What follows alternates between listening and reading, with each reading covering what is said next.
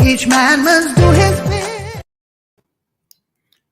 Welcome to another edition of The Public Interest. And we continue our examination of Guyana's foreign policy, but we must remember that foreign policy is just an extension of domestic policy. So to understand Guyana's public policy, we must look at both foreign and domestic policy.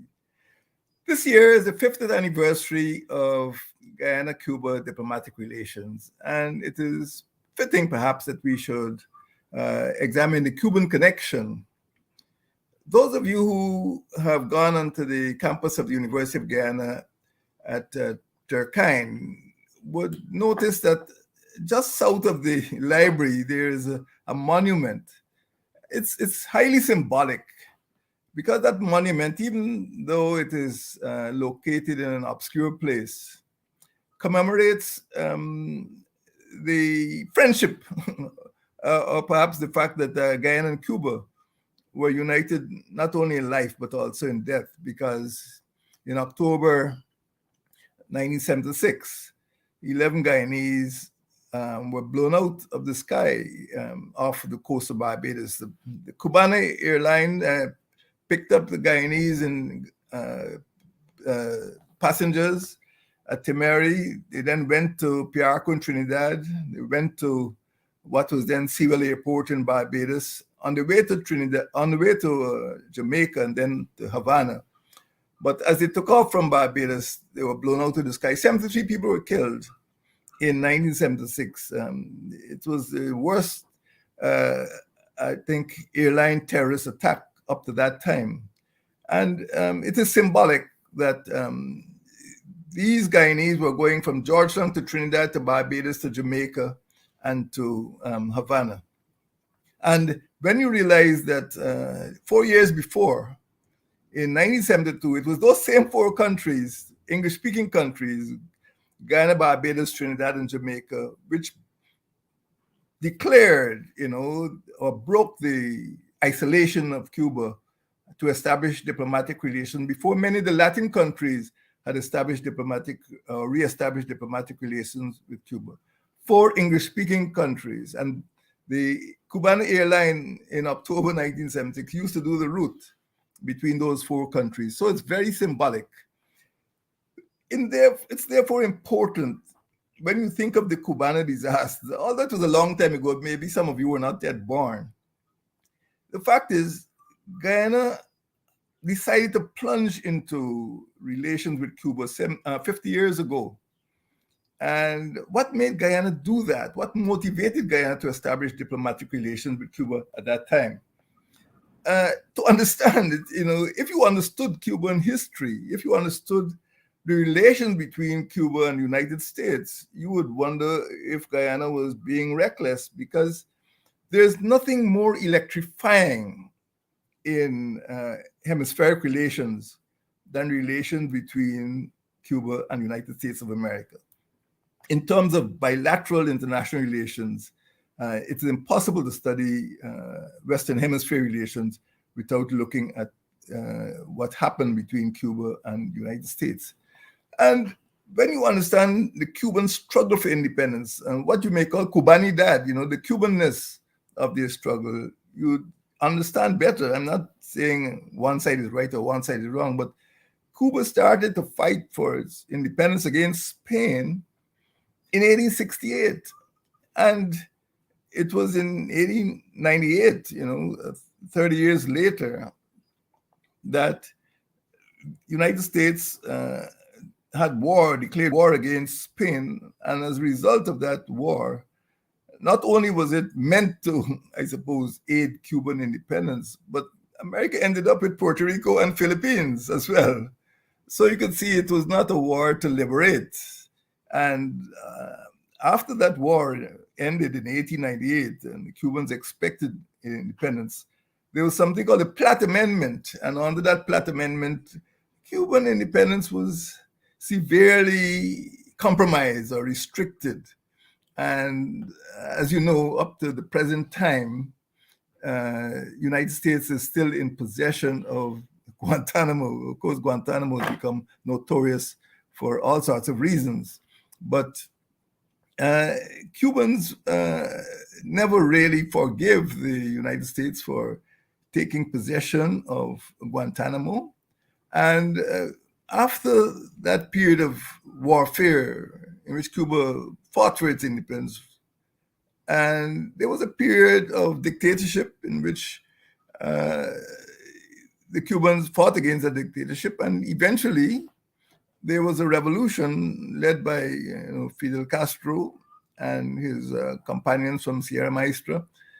And after that, there was confrontation with the United States, and that confrontation continues up to the present time. So we had a long period of warfare, then, revolution, and this is where we are today. And as you know, Guyana, Trinidad and Tobago, Barbados, and Jamaica decided to open relations with Cuba.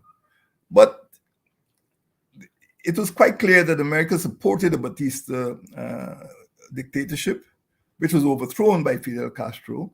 And after that, United States was involved in sponsoring an invasion in 1961 of Cuba, which is known as the Bay of Pigs. The Cubans call it Playa Huron.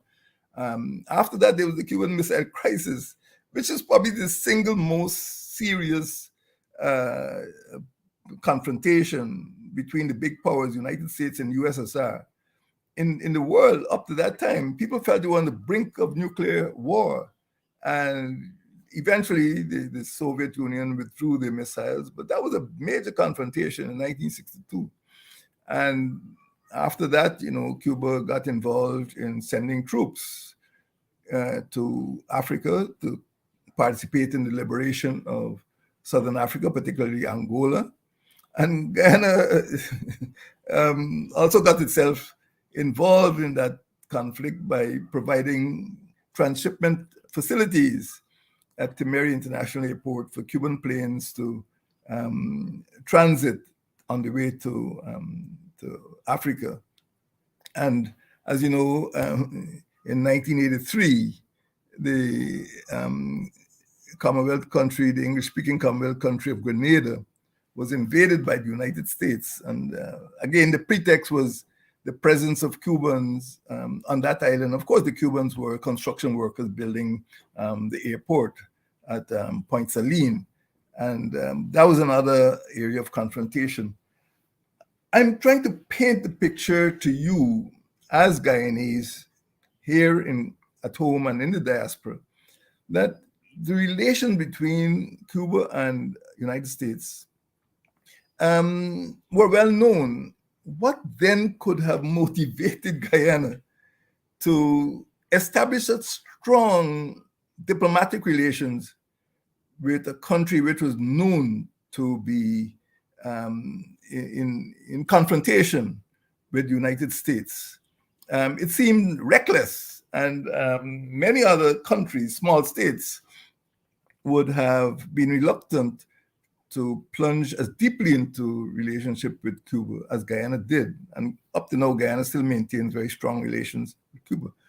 We must understand where Guyana was at the time of its independence. We had then, and we still have, a very serious territorial problem, in which Venezuela claims 2/3 of our country. And up to that time, Guyana felt it was not getting the type of support from the West. And it was left on its own. Guyana had to look for friends. Guyana had to look after its own security, and it sought that security in solidarity with other countries in the Caribbean, other countries in the non-aligned movement. And it felt that despite the risk, there were rewards, that at the end of it, Guyana would be able to build, rather than being isolated, Guyana would be able to build a group of friendly countries which would speak out in its favor in United Nations and in the different forums around the world.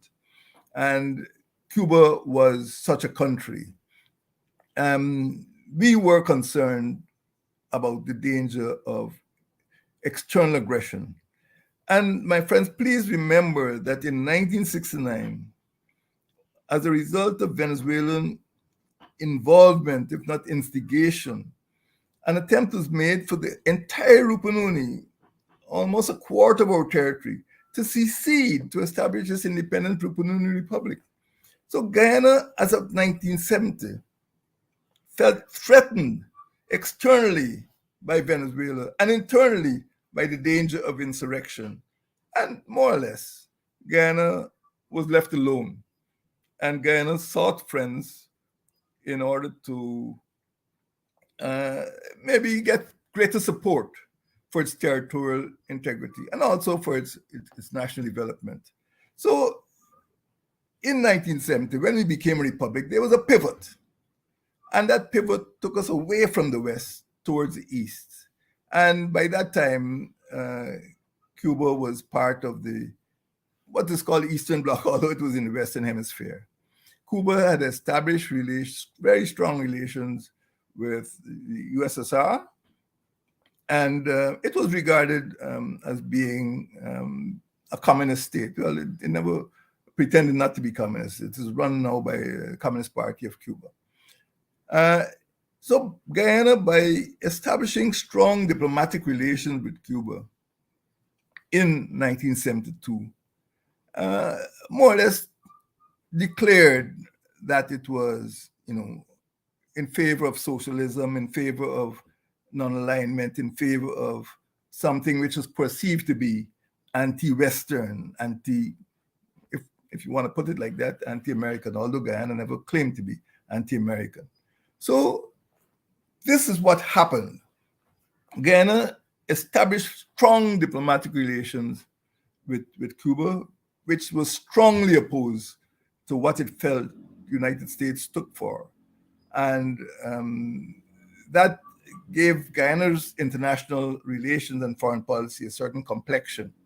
And we have never really been able to escape from that perception. But at the same time, we must ask ourselves, why did Guyana establish relations with Cuba 50 years ago?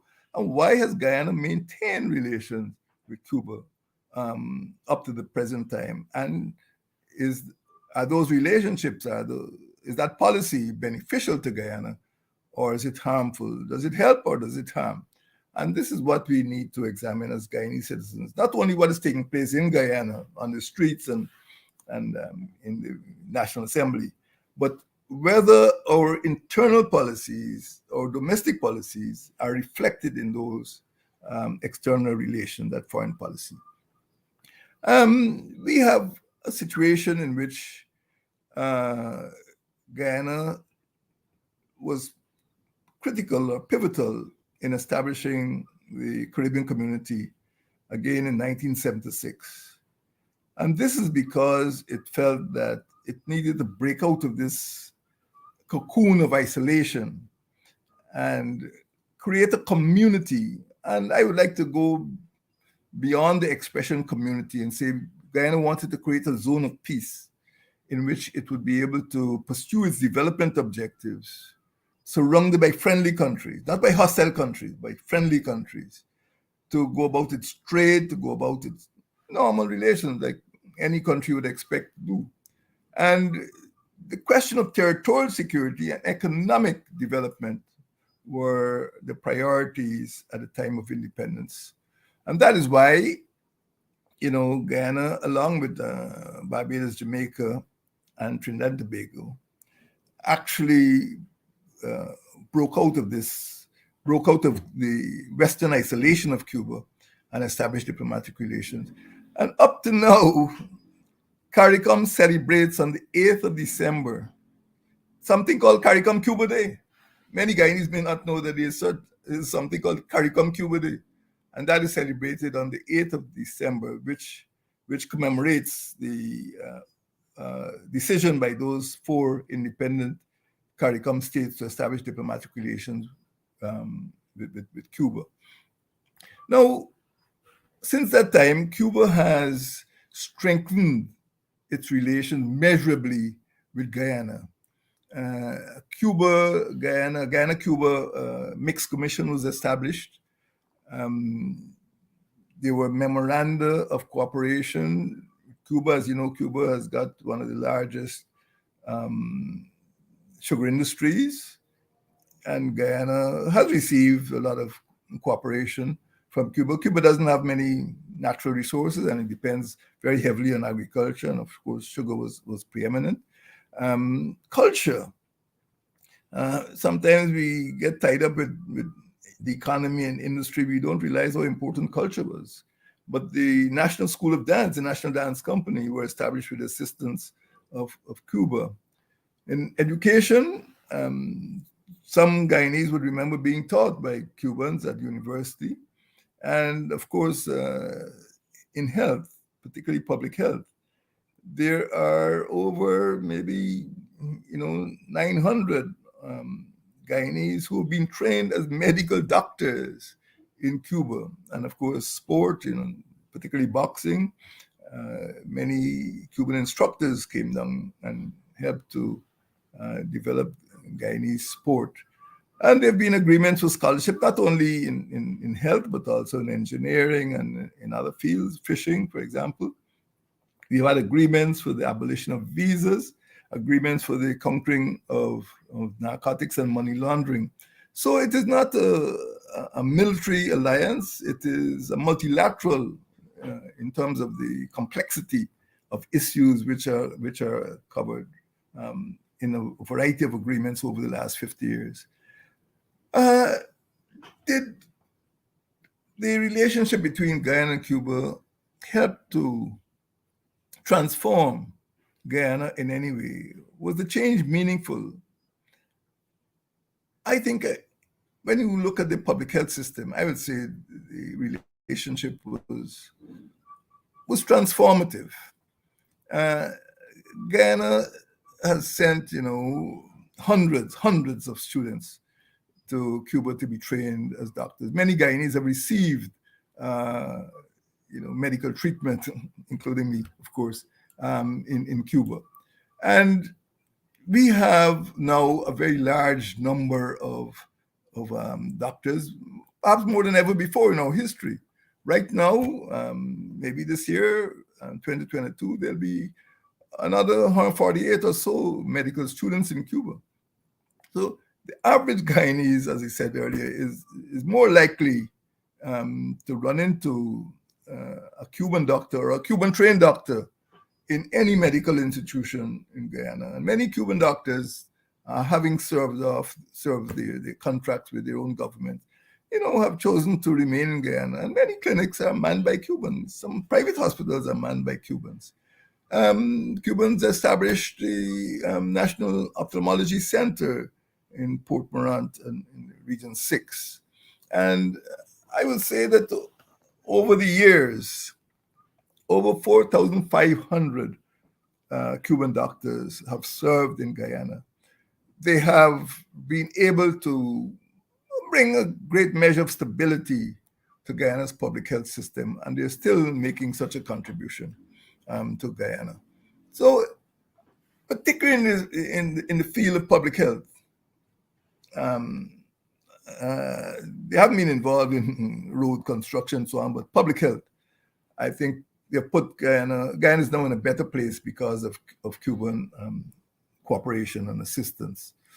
But apart from that, we have to look at the problem, well, not a problem really, we have to look at the issue of migration. Guyana is a country of just about 750,000 people. And I reckon that there are about 80,000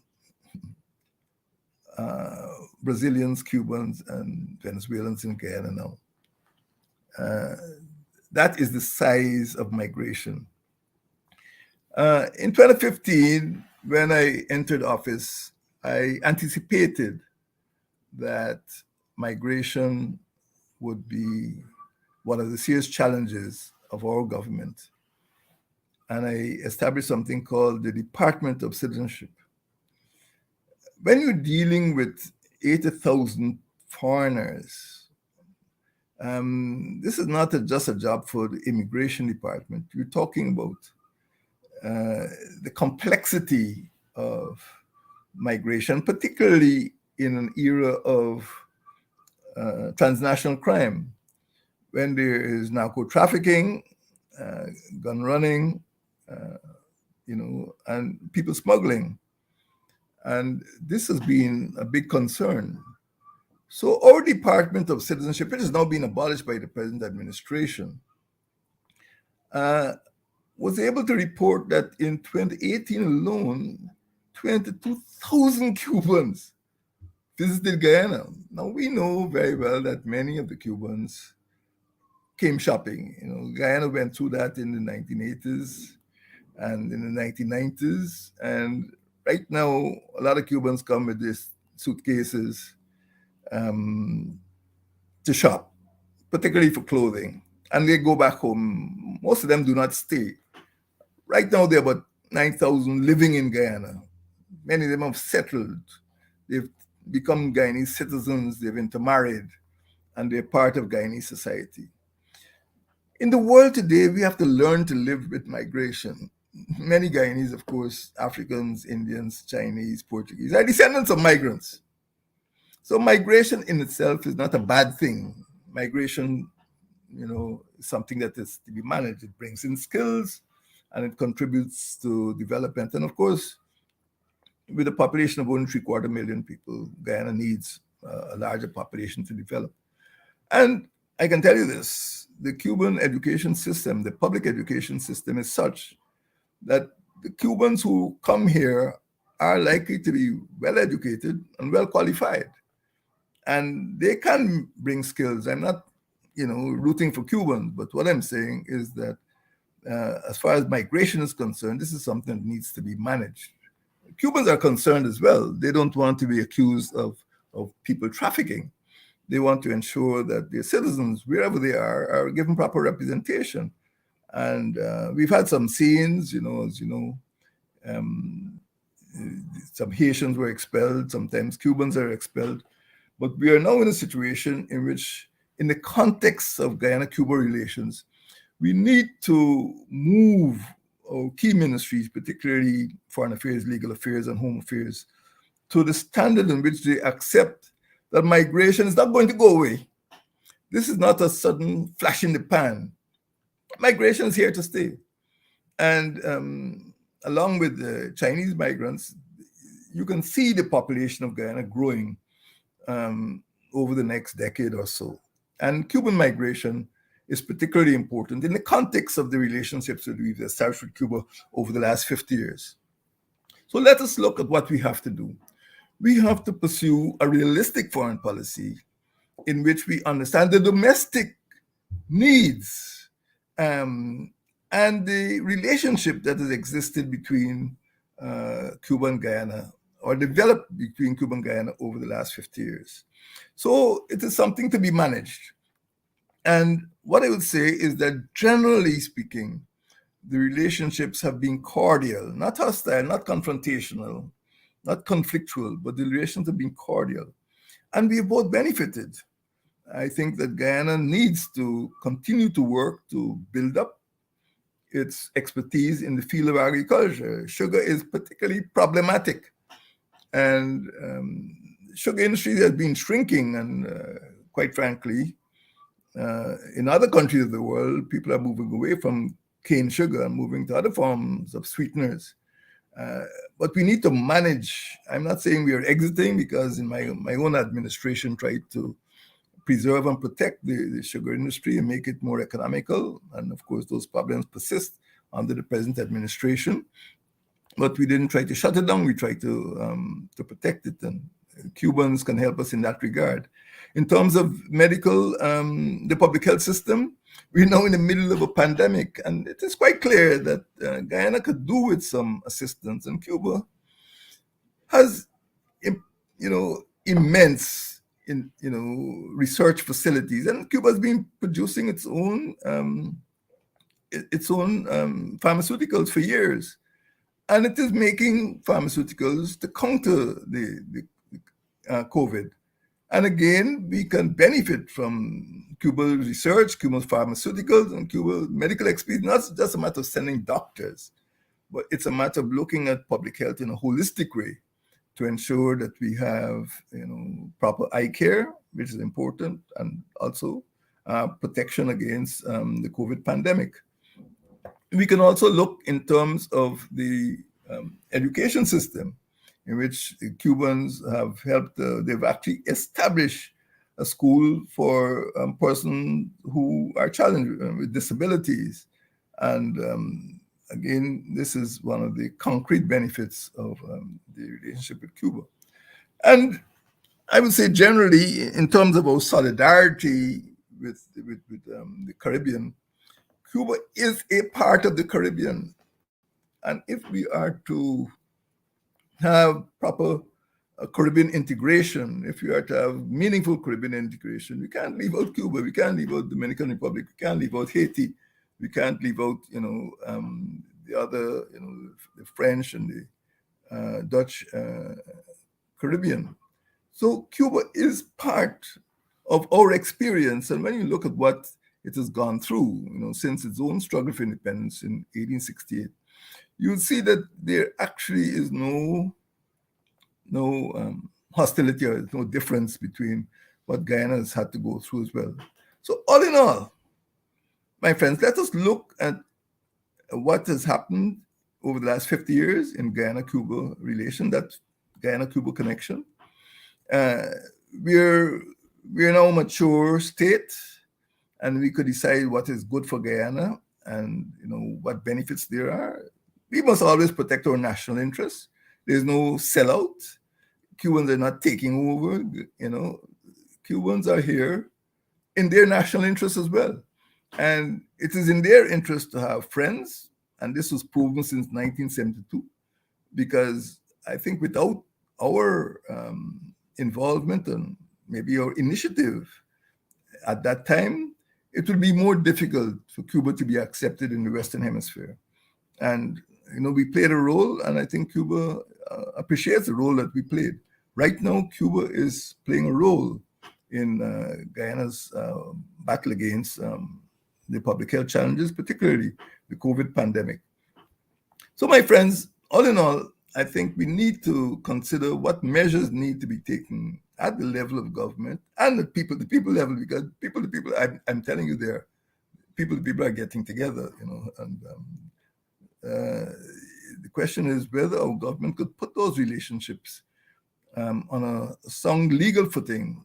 Nobody's asking for favors, but we want to see the Ministry of Foreign Affairs, we want to see the Ministry of Legal Affairs and the Ministry of Home Affairs taking an enlightened approach to prevent, aberrations and abuses and criminality, such as people's trafficking, and ensure that the relationship between these two important republics, the Republic of Cuba and the Cooperative Republic of Guyana, are placed on a sound footing, and the people of both countries benefit from those relations.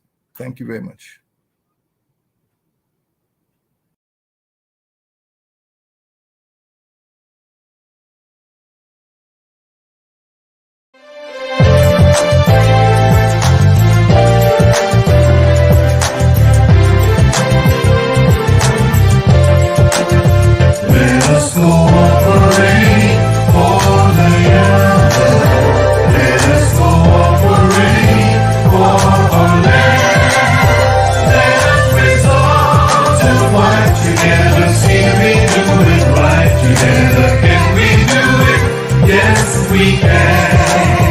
Each man must do his